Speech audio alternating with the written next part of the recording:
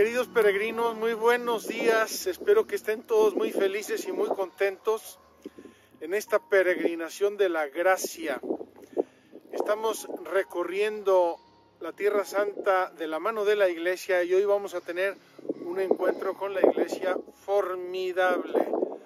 Estamos en un lugar que muchos de ustedes ya conocen por las peregrinaciones anteriores, otros quizá no lo conocen todavía, por eso voy a introducirlo brevemente.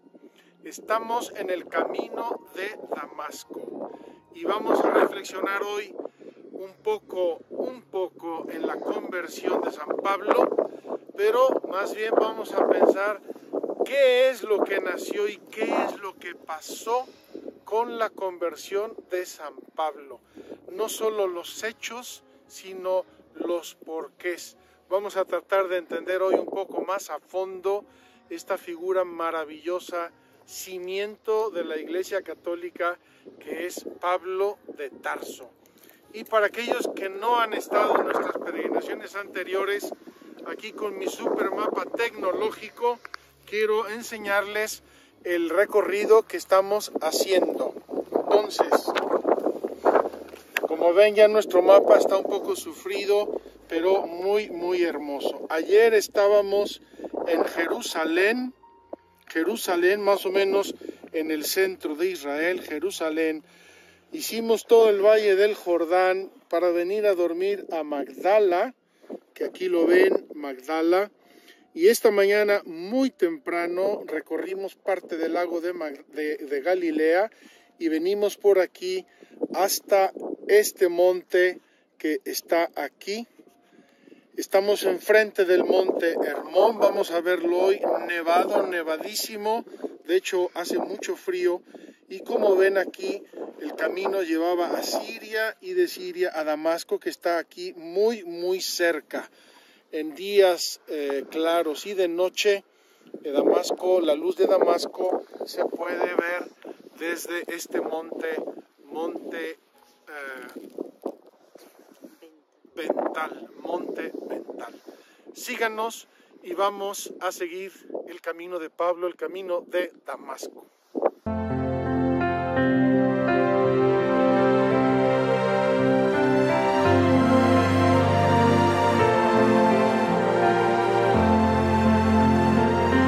Es el tiempo de la gracia, el banquete está servido.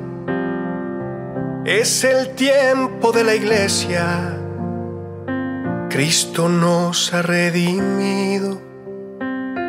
Peregrinos en la tierra,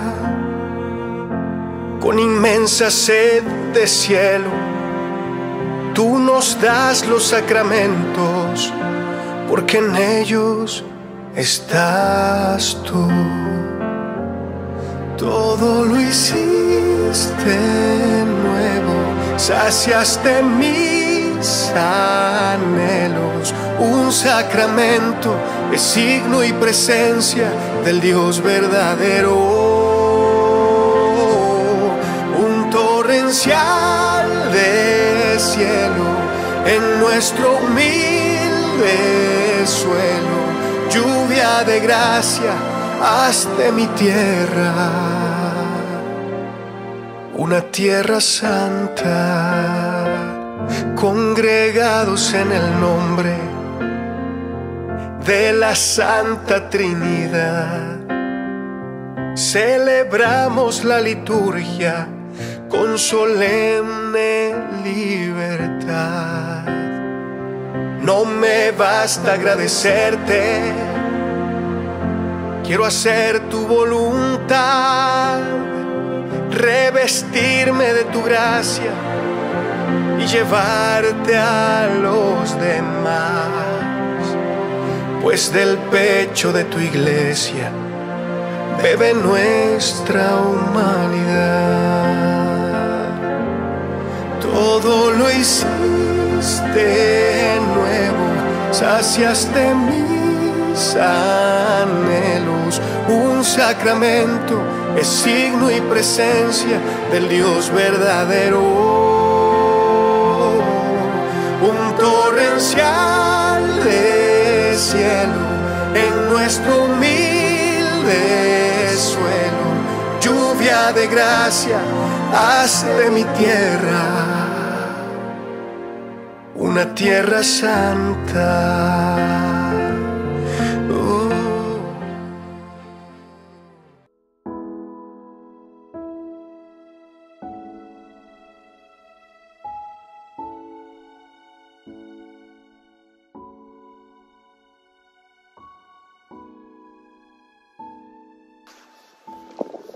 Mis queridos peregrinos, estamos pues en el camino de Damasco.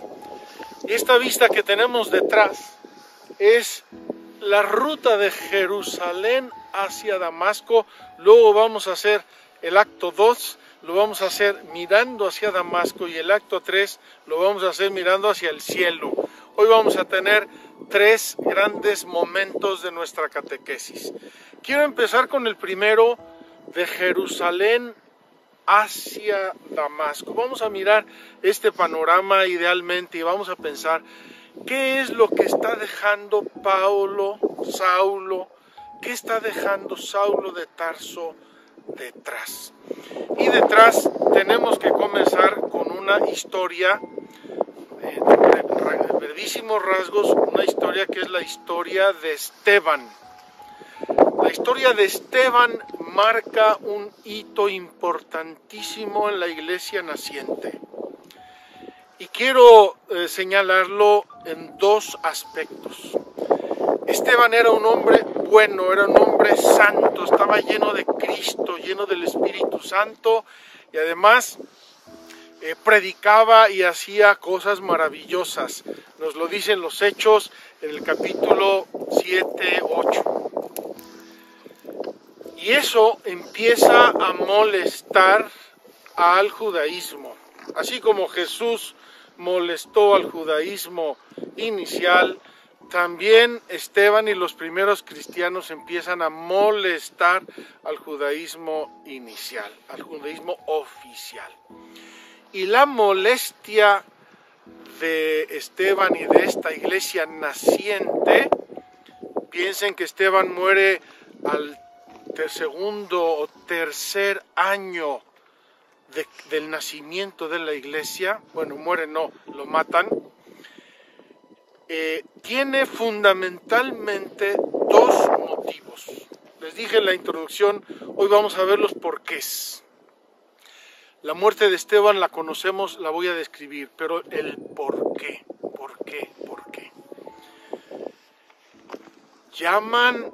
Esteban hace un discurso, es todo un capítulo de los Hechos de los Apóstoles, el discurso de Esteban.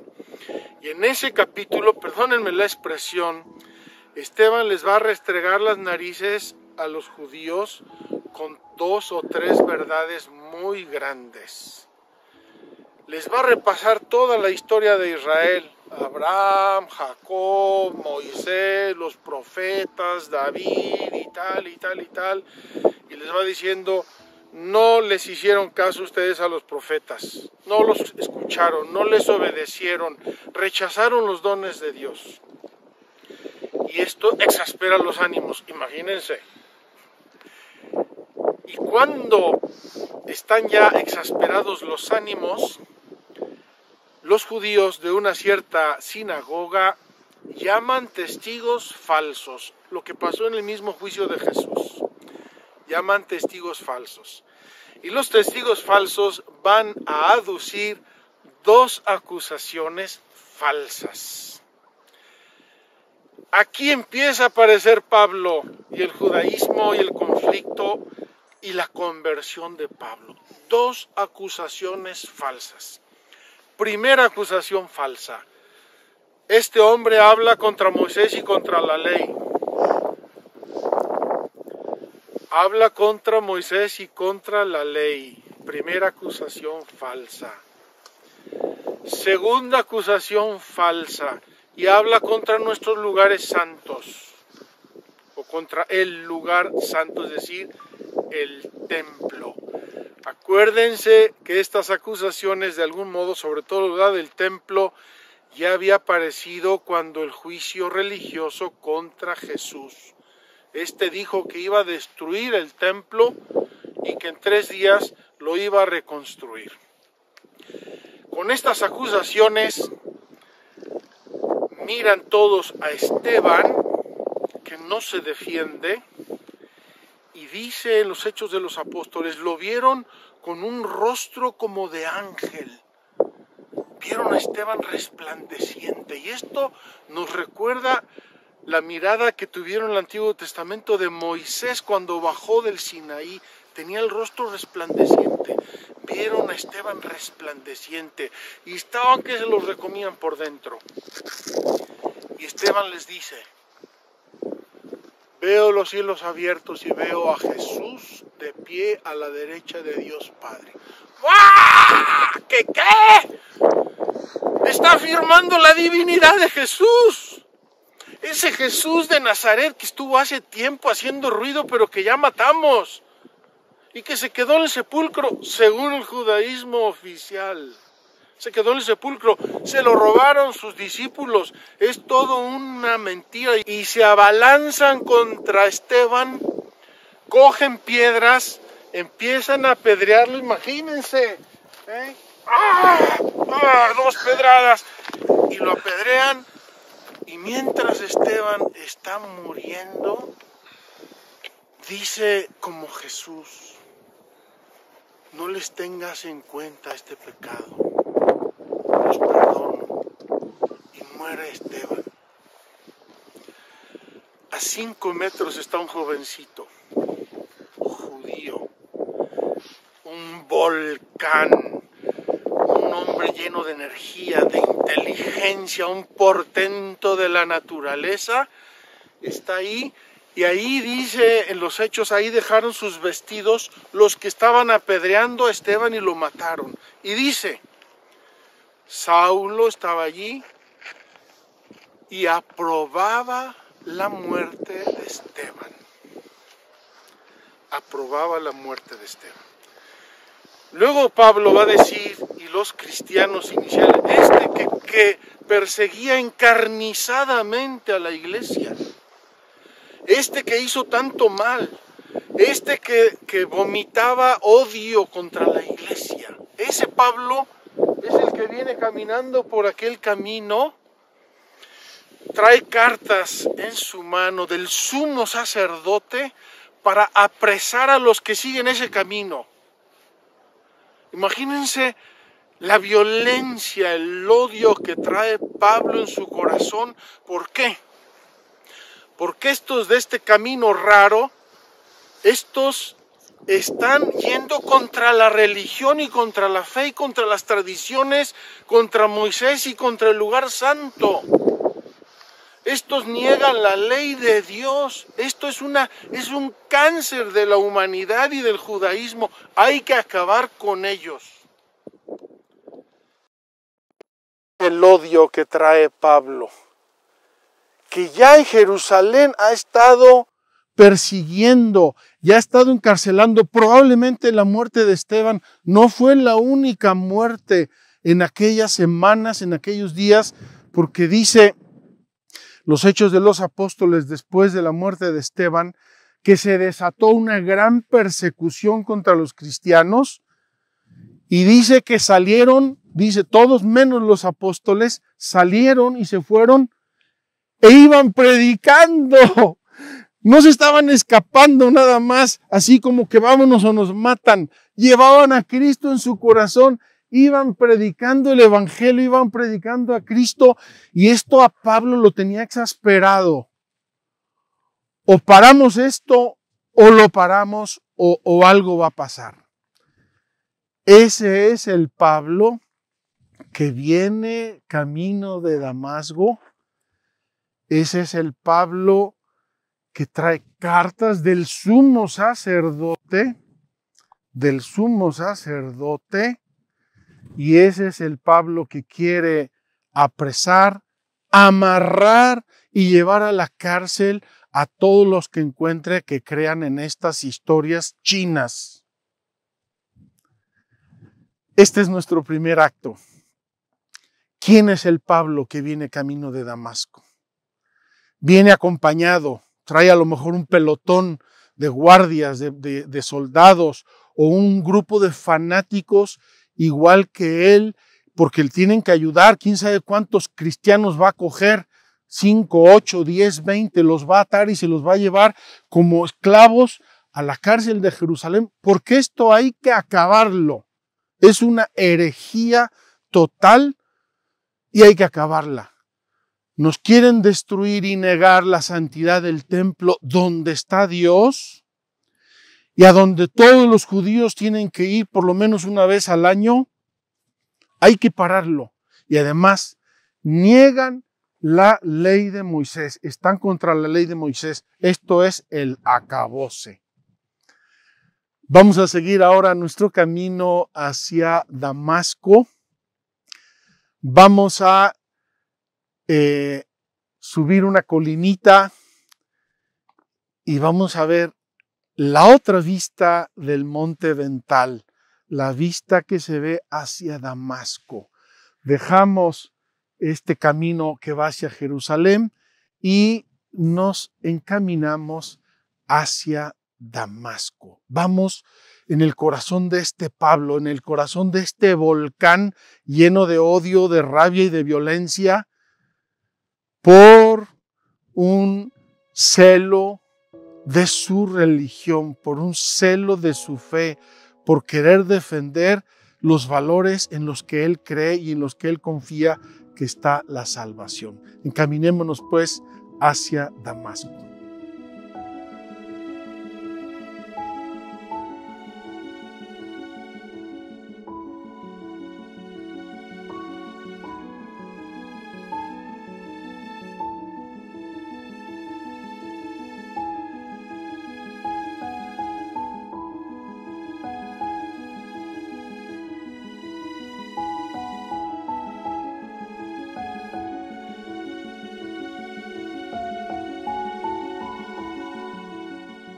Queridos peregrinos, vamos a tener ahora nuestro segundo acto de esta maravillosa conversión de Pablo y vamos a ver qué vamos a descubrir hoy en el camino de Damasco. Quiero leer con ustedes una vez más la conversión de Pablo porque es maravillosa, me fascina y porque tenemos que sacar muchas lecciones de ella. Es el capítulo 9 de los Hechos de los Apóstoles.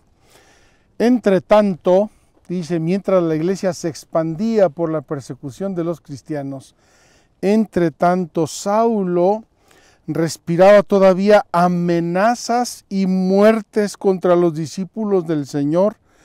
Se presentó al sumo sacerdote y le pidió cartas para las sinagogas de Damasco, para que si encontraba algunos seguidores del camino, hombres o mujeres, los pudiera llevar atados a Jerusalén. Pablo va con todo, hombres o mujeres, quien sea. Sucedió que yendo de camino, cuando estaba cerca de Damasco, de repente le rodeó una luz venida del cielo. Ya aquí nos empieza a recordar un poco Pentecostés. En ese momento era un sonido, ahora es una luz venida del cielo. Cayó en tierra y oyó una voz que le decía: Saúl, Saúl, ¿por qué me persigues? Fíjense qué maravilloso, queridos hermanos, y por esto nuestra peregrinación de la mano de la iglesia. Saúl está persiguiendo a los cristianos. ¿Qué está persiguiendo Saúl? Si no tienen templos, no tienen libros, no tienen edificios, no tienen propiedades, no tienen bibliotecas ni centros educativos, no tienen nada. Son un grupo de personas que dicen que Jesús está vivo. Saúl, Saúl, ¿por qué me persigues? Aquí Pablo oye una voz del cielo. Y esta voz es clara y es en singular. ¿Me estás persiguiendo? ¿Por qué me persigues? Él respondió, ¿quién eres, Señor? Era una voz masculina. ¿Quién eres, Señor? Y él, yo soy Jesús, a quien tú persigues. Queridos hermanos, este es el momento crucial, definitivo de la vida de Pablo. Deja de ser Saúl o Saulo de Tarso y se convierte en Pablo. Yo soy Jesús. Por eso en nuestra caminata de hace unos días entre el Monte de los Olivos y el Monte Sión dijimos, Jesús se va al cielo, vuelve, está sentado a la derecha del Padre, pero se queda en su iglesia. La persecución de la iglesia es la persecución de Jesús, a quien tú persigues. Pero levántate, entra en la ciudad y se te dirá lo que debes hacer. Los hombres que iban con él se habían detenido mudos de espanto. Esos que también respiraban violencia y que eran sus colegas en estas pesquisas, se quedan mudos de espanto. Oían la voz, pero no veían a nadie. Estaban delante de un fenómeno excepcional, rarísimo. Oían la voz, pero no veían a nadie. Saulo se levantó del suelo y aunque tenía los ojos abiertos, no veía nada. Le llevaron de la mano y le hicieron entrar en Damasco. Pasó 3 días sin ver, sin comer y sin beber. Estos 3 días son también una alusión a los 3 días de Jesús en la tumba, en la oscuridad del mundo, la oscuridad del universo, la oscuridad de todo. Y ahí está Saulo sin poder ver, 3 días sin comer ni beber. Había en Damasco un discípulo llamado Ananías. El Señor le dijo en una visión, Ananías. Él respondió, aquí estoy, Señor. Y el Señor, levántate y vete a la calle recta y pregunta en casa de Judas por uno de Tarso llamado Saulo. Mira, está en oración. Pablo le pasó todo eso y se puso a orar. Sintió que estaba pasando algo muy serio. Está en oración y ha visto que un hombre llamado Ananías entraba y le imponía las manos para devolverle la vista. La imposición de las manos. Respondió Ananías, Señor, he oído a muchos hablar de ese hombre y de los muchos males que ha causado a tus santos en Jerusalén y que está aquí con poderes de los sumos sacerdotes para apresar a todos los que invocan tu nombre. El Señor le contestó, vete, pues este me es un instrumento de elección para que lleve mi nombre a los gentiles, los reyes y los hijos de Israel. Yo le mostraré todo lo que tendrá que padecer por mi nombre. Fue Ananías, entró en la casa, le impuso las manos y le dijo, Saúl, hermano, me ha enviado a ti el Señor Jesús, el que se te apareció en el camino por donde venías, para que recobres la vista y seas lleno del Espíritu Santo. Al instante cayeron de sus ojos unas como escamas y recobró la vista. Se levantó y fue bautizado. Tomó alimento y recobró las fuerzas. Aquí los Hechos de los Apóstoles dicen enseguida que Pablo empezó a predicar en las sinagogas que Jesús es el Cristo, que Jesús es el Cristo, que Jesús es el Señor. Y adelante quiero terminar este momento con un resumen que hace los Hechos de los Apóstoles. Las iglesias, plural, por entonces gozaban de paz en toda Judea, Galilea y Samaria. Se edificaban y progresaban en el temor del Señor y estaban llenas de la consolación del Espíritu Santo. Queridos hermanos, después de la grande persecución que se desató con la muerte de Esteban, después de la conversión de Saúl en Pablo de Tarso, Pablo empieza a predicar que Jesús es el Señor, es decir, que Jesús es Dios.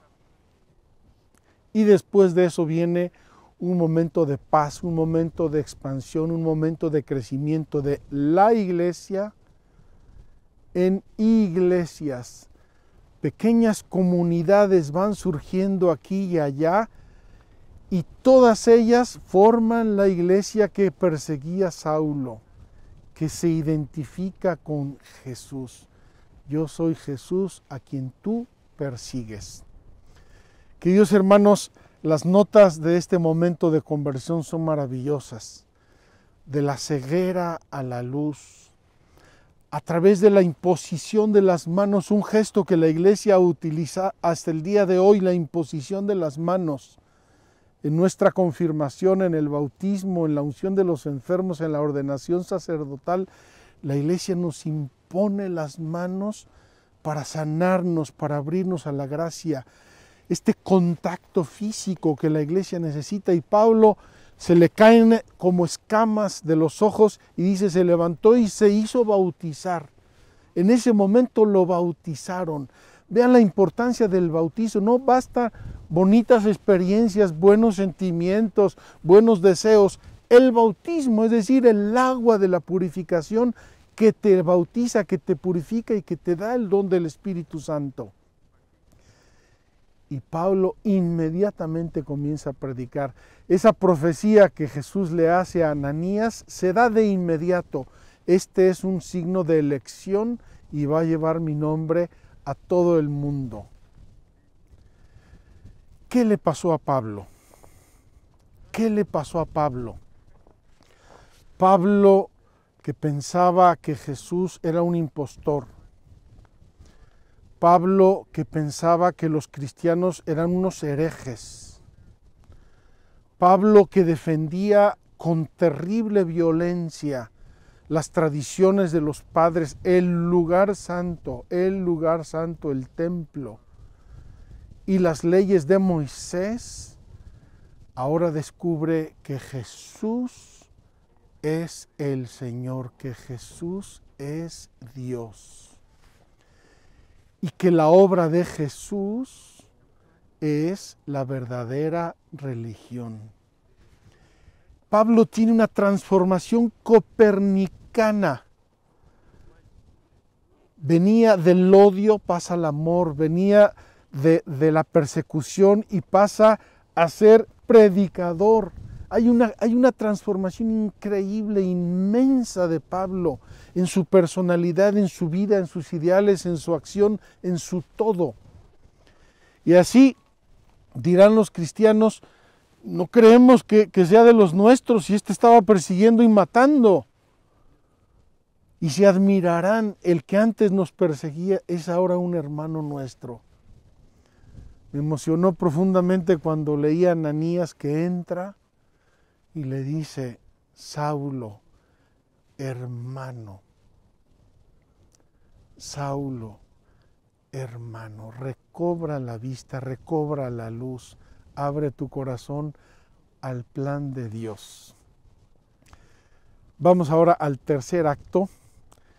Tercer acto, ¿qué hace Pablo? Pablo es importantísimo en la vida de la iglesia, del cristianismo y de la revelación. Sus cartas, que ocupan una gran parte del Nuevo Testamento, son palabra de Dios, se las reveló Dios. Y no crean que eso se dio de la noche a la mañana. La conversión de Pablo se realiza aquí en el camino de Damasco, pero luego Pablo hace un camino interior. Pablo va creciendo, va conociendo, va experimentando. Y Pablo va viendo que a través de sus manos Jesús actúa y que a través de su predicación gana adeptos para la iglesia y a través de sus cartas consolida las iglesias.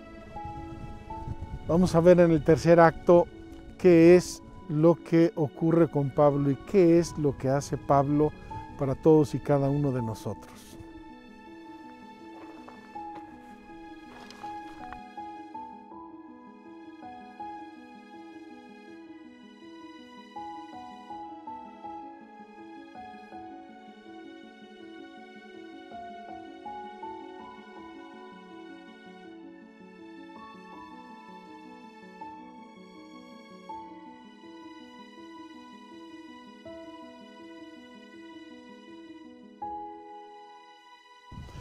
Mis queridos peregrinos, llegamos al tercer acto y he querido hacerlo aquí, en la cima del Monte Vental, con el maravilloso Monte Hermón detrás de nosotros, nevado, precioso, no se ve muchas veces así, pero quiero hacerlo porque San Pablo es el primer teólogo teorizante del cristianismo.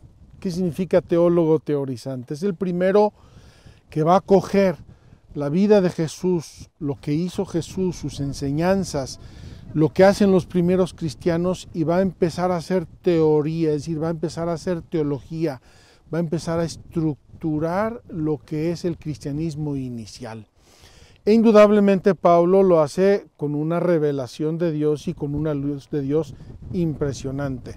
Por eso las cartas de San Pablo, que ocupan una gran parte del Nuevo Testamento, las leemos nosotros y decimos palabra de Dios. Es un autor sagrado, tiene un don, tiene una inspiración especial y es además increíblemente preparado e inteligente.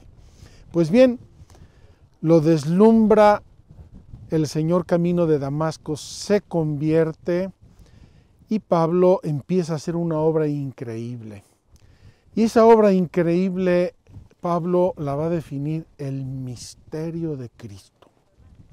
El misterio escondido desde todos los tiempos y ahora revelado en Cristo para la salvación de todos los hombres, judíos y gentiles. Fíjense que el judaísmo era una religión walking distance. Los judíos tenían que caminar al templo todos los años. Esa religión no podía alcanzar todos los ángulos de la tierra. Entonces pasa una cosa con Pablo inmensa. Quiero ver si la podemos explicar en muy breves expresiones. Primero, la ley del nuevo pueblo que surge del cristianismo es la ley del amor. Esto es una novedad, pero no es una novedad absoluta. ¿Por qué? Porque los mandamientos de la ley de Dios que recibió el pueblo en el Sinaí a través de Moisés tienen la ley del amor, amarás a Dios sobre todas las cosas, amarás a tu prójimo. Pero el modo que le ha dado Cristo y el modo como Pablo lo entiende es la caridad, el amor desinteresado, el amor por amor a Dios. Y esta es la ley suprema. Acuérdense que el pueblo judío tenía y tiene hasta hoy 613 mandamientos sobre comida, sobre fiestas, sobre modo de actuar, de vestir. Tiene muchos mandamientos. Nosotros tenemos fundamentalmente la ley del amor. Ama a Dios sobre todas las cosas y a tu prójimo como a ti mismo. Y luego Jesús enseñó, y Pablo lo va a recoger, amaos como yo os he amado. Os doy un mandamiento nuevo, que os améis unos a otros como yo os he amado. La ley del amor. El pueblo nuevo que surge del cristianismo y de la fe en que Jesús es el Señor, es la ley del amor. El fundamento de este pueblo nuevo, de esta nueva religión, es la resurrección de Cristo. Queridos hermanos, Pablo nos lo va a decir de muchos modos. Vamos a ver si encuentro aquí la epístola a los Corintios. donde San Pablo va a decir lo que era la predicación inicial. Y lo dice que él lo recibió y él lo transmitió, él lo recibió, se lo enseñaron. Dice en el capítulo 15, la primera carta a los Corintios: os recuerdo, hermanos, el evangelio que os prediqué, que habéis recibido y en el cual permanecéis firmes, por el cual también sois salvados si lo guardáis tal como os lo prediqué. Si no, habréis creído en vano. Vamos a ver cuál es el evangelio, es decir, la buena noticia, la novedad, la buena nueva. Porque os transmití en primer lugar lo que a mi vez había recibido, que Cristo murió por nuestros pecados, que Cristo murió, según las Escrituras, que fue sepultado, murió y fue sepultado, estuvo en la tumba, y que resucitó al tercer día, según las Escrituras, que se apareció a Cefas y a los 12, después se apareció a más de 500 hermanos a la vez, de los cuales todavía la mayor parte viven y otros murieron. Luego se apareció a Santiago, más tarde a todos los apóstoles, y en último término se me apareció también a mí como a un abortivo. Pablo aquí en esto se pone al mismo nivel que los apóstoles, porque a él se le apareció también Cristo resucitado, se le apareció camino de Damasco. Este es el evangelio. Cristo resucitó, Cristo es Dios. Dios Padre testimonia que Jesús es Dios con su resurrección, y Él es el Maestro, es el camino, la verdad y la vida. Por eso el fundamento del cristianismo y lo que lo distingue de cualquier otra religión esencialmente es la resurrección de Cristo. Lo va a decir Pablo enseguida en ese texto de los Corintios. La fuente y el modo como nosotros entramos en esta fe, en esta salvación, es el bautismo. Queridos hermanos, a veces el bautismo nos parece un rito muy sencillo, muy simple. Los que tienen familia numerosa como yo, hemos ido a muchísimos bautismos.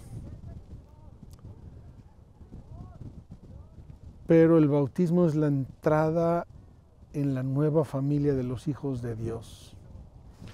Esto es lo que leemos de la carta a los Romanos en la vigilia pascual, que es la ceremonia más importante de todo el año litúrgico, la vigilia pascual. Dice así, el bautismo, capítulo 6 de la carta a los Romanos. ¿Qué diremos pues?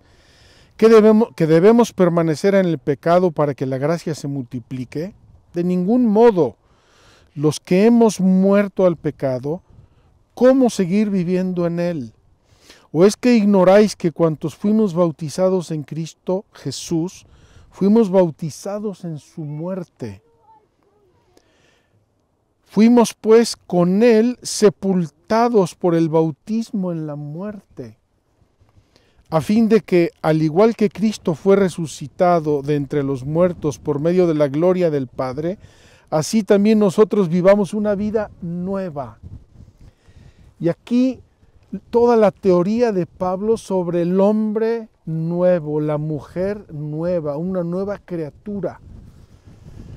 Ojalá que en el curso de esta peregrinación nos descubramos criaturas nuevas, sintamos que somos criaturas nuevas, nos demos cuenta de que tenemos en nuestra sangre y en nuestra alma la vida de Cristo, por los sacramentos, por la gracia de Dios. Y esto San Pablo lo sintió, lo vivió. Él murió aquí en el camino de Damasco y resucitó gracias al bautismo y a la imposición de las manos. Queridos hermanos, la radicalidad de la novedad de la vida en Cristo es gigante. La fuente es el bautismo. No nos hagamos ilusiones. Repito, el bautismo para nosotros puede parecer un rito sencillo, simple, lo conocemos, lo hemos vivido infinidad de veces en nuestras familias, en parientes, en amigos. Pero de la pila bautismal surge una criatura nueva.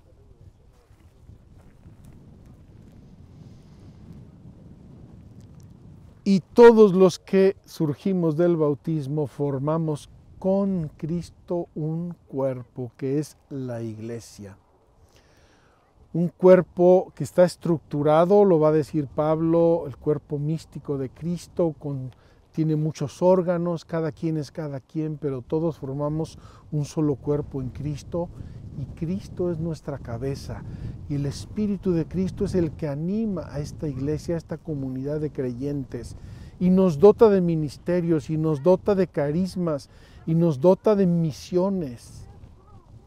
Pero es un solo Señor, un solo Dios y Padre.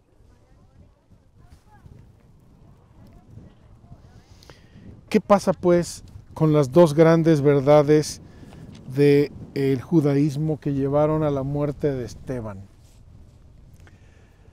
San Pablo lo va a decir de un modo que para el judaísmo de su tiempo debió resultar terriblemente escandaloso, horrible, espantoso. Y se lo voy a poner en 3 momentos. Salomón construye el templo de Jerusalén, la casa de Dios entre los hombres, y ahí está el arca de la alianza. Llega Jesús y dice: destruid este templo y en 3 días lo voy a reconstruir. Y dice el evangelista, hablaba del templo de su cuerpo físico, su cuerpo histórico, su persona humana y divina. Pero San Pablo va a dar un paso gigante, y esto hace que de la verdad del judaísmo, con la presencia y la acción de Cristo, explote la gracia, la santidad, el amor, la fe, la religión, los dones, la salvación, la justicia. Y esto es lo que Pablo nos va a decir cuando nos dice: ¿no sabéis que vosotros sois templos del Espíritu Santo? Y eso lo había anticipado Jesús a la samaritana. No se adora ya más ni en Jerusalén ni en Garitzim. Mi Padre está buscando nuevos adoradores que lo adoren en espíritu y en verdad. Pero ese espíritu y verdad, no solamente nuestro espíritu y nuestra verdad, es el espíritu y la verdad que recibimos con la gracia del bautismo, que va a crecer y va a madurar y se va a desarrollar a través de las gracias de los demás sacramentos, a través de la oración y a través de nuestra vida cristiana, que es la vida en el amor. Comprendan las dimensiones de lo que pasó con Pablo. Pablo era el judaísmo radical, fervoroso, fiel, celosísimo, y estaba en la verdad. Pero él mismo va a decir, esa ley inicial era pedagogo, estaba preparando la llegada de Cristo. Llega Cristo y ese judaísmo, con toda su verdad y con toda su fuerza, en Cristo y por la resurrección de Cristo, explota. Y entonces se va a difundir por todo el Imperio Romano y se va a difundir por todo el mundo conocido y va a alcanzar hasta los confines del mundo. Todo eso es lo que nos enseña Pablo. Imposible, inútil intentar en 5 minutos explicarlo, pero quiero que en estos breves rasgos lo entendamos. A través de Pablo, toda esa verdad de la Sagrada Escritura en Cristo y por la resurrección de Cristo, entra en nuestro mundo, en la iglesia, en los hombres, los llena del Espíritu Santo, de la acción y del poder de Dios, que se va comunicando de generación en generación por los sacramentos, por la fe, por la acción del Espíritu Santo, por la caridad. Y esa es nuestra iglesia, nuestra fe, y esa es la salvación de todos y cada uno de los seres humanos. Queridos hermanos, bendito violencia y persecución de Pablo, bendita conversión de Pablo y bendita doctrina de Pablo que nos llevó a las cumbres de la fe, del amor, de los mandamientos, de la adoración verdadera de Dios en Cristo Jesús nuestro Salvador. Terminamos estos 3 días como una grande introducción, nos falta todavía un poquito importantísimo y vamos a comenzar con el catecismo en la segunda parte y vamos a ir siguiendo el catecismo. Les recuerdo que mañana tenemos nuestra adoración, nuestra misa para recoger, para llevar todas estas verdades a la oración, encontrarnos con Dios, con Jesucristo y ojalá profundicemos, amemos los sacramentos, amemos la gracia de Dios, la vida de gracia, porque es nuestra vida según Dios. Vamos a seguir nuestro camino hacia Damasco.